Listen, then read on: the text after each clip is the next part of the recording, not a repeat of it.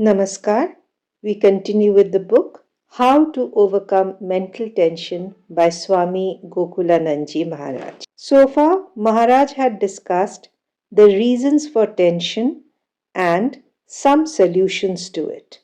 Today he will discuss how can we proceed towards perfection. Maharaj says, by now we have established that whatever attitude we may adopt towards life, we are sure to suffer from some kind of tension or excitement. It is unfortunate that tensions, worries, and anxieties have become a part of daily life in modern times. And from these conditions, disease such as cerebral thrombosis, fatigue, obsession, depression, all these result. Such are the hazards of the modern civilization. A person who is really healthy will get up in the morning fresh as a daisy with no feelings of tiredness or tension.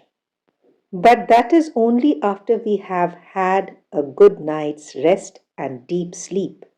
It is natural to feel fatigue at the end of a day of hard work, which can be overcome by sleep and rest at night. Often, people who suffer from fatigue all the time and are prone to tension have acute insomnia.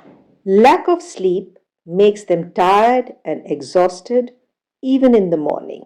In other words, the root of the problem is that we have forgotten the technique of relaxing. As a result, we feel oppressed, irritable, without any obvious cause. One's daily routine of work then becomes a constant effort, even disagreeable. The characteristics of fatigue are fluctuating moods, depression, energy loss, and lack of willpower. People involved in intellectual work are especially prone to this, and unless they practice mental disciplines to train the mind, they will lead a miserable existence. People who have a sedentary job sitting on a chair for long hours suffer from backache, headache, stiffness of the neck, and tension all over the body. They should take a walk frequently to give relief to the body. Instead, they brood over queer matters and become obsessed with anxiety. They find sound sleep impossible. One very important cause of tension is the lack of concentrated attention. As the Nobel Prize winner Alexis Carrel in his valuable book Man the Unknown observed, the unification of the mind to a single purpose produces a sort of inner peace. Maharaj says, this is what is meant by concentrated attention, having only one goal at a time to the exclusion of all others. What normally happens is that when we focus our attention on one subject, it immediately shifts to another one and then another. Unless we impose some kind of discipline on the mind, it will continue to jump from subject to subject in a random progression, causing immense fatigue. The solution to this problem is to perform one task at a time, to concentrate on any one subject till it is complete. There are many benefits, such as increase in efficiency, when the mind is able to achieve with this kind of concentration.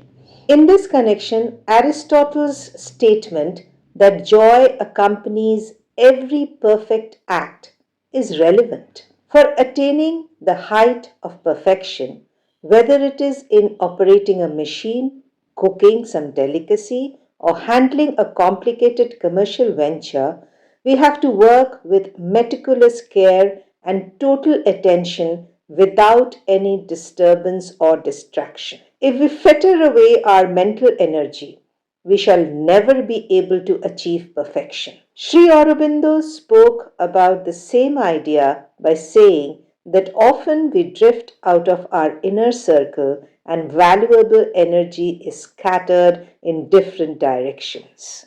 Also, the example of Napoleon stands out as an instance of success due to concentration. The secret of Napoleon's greatness was that he involved his whole mind in whatever job he undertook. He did only one job at a time. He said that when he was preparing to sleep, he would close all the drawers of his mind, that is, keep all thoughts at bay, so that he would get deep, restful sleep instantly. As a result, Napoleon could work even for 18 hours each day without feeling the least fatigue.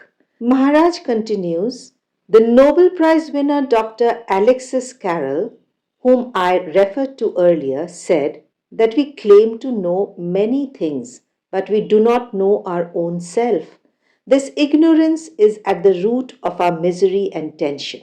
Swami Vivekananda had spoken about a similar matter in his reference to man the apparent and man the real. We are so used to living on the surface that we are not aware of our real nature. Once more, let me quote Dr. Carroll, who says that modern life finds itself opposed to the life of the spirit. As long as we limit our perceptions to the body mind complex, we cannot become aware of the spirit within us, which is eternally free, birthless, and deathless. In this regard, Dr. Carroll's advice is to create an island of solitude amid the restlessness of the world. Here we find a Western thinker articulating ancient Indian ideas expressed by yogis down the ages. Dr. Carroll suggests that we should retire into ourselves and catch the music of the inner realm.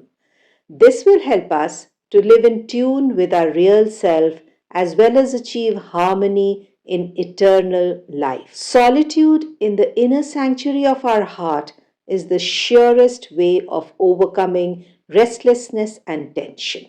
Dr. Carroll also describes how some industries create a pleasant environment for their employees to live in, with parks and other places for relaxation in order to ensure maximum efficiency at work.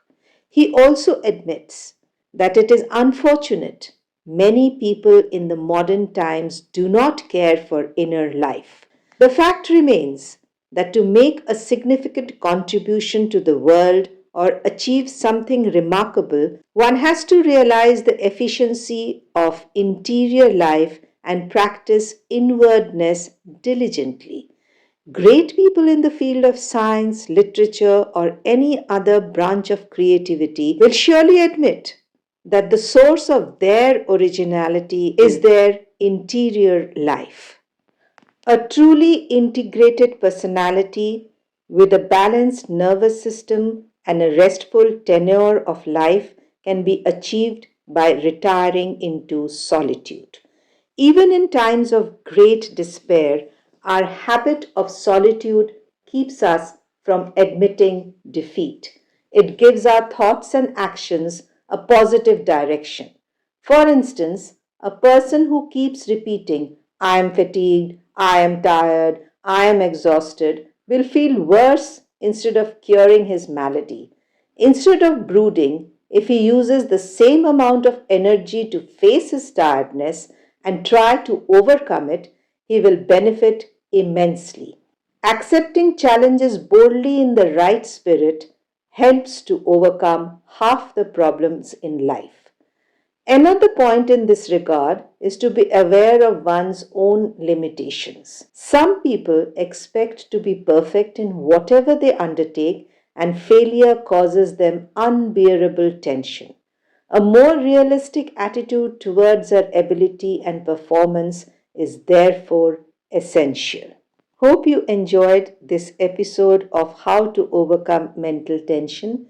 In the next episode, Maharaj will discuss some remedies for overcoming fatigue and tension and live a joyful life. So do stay tuned to Devakshar, like and share our videos, and do not forget to subscribe to the channel. Thank you so much for being with us.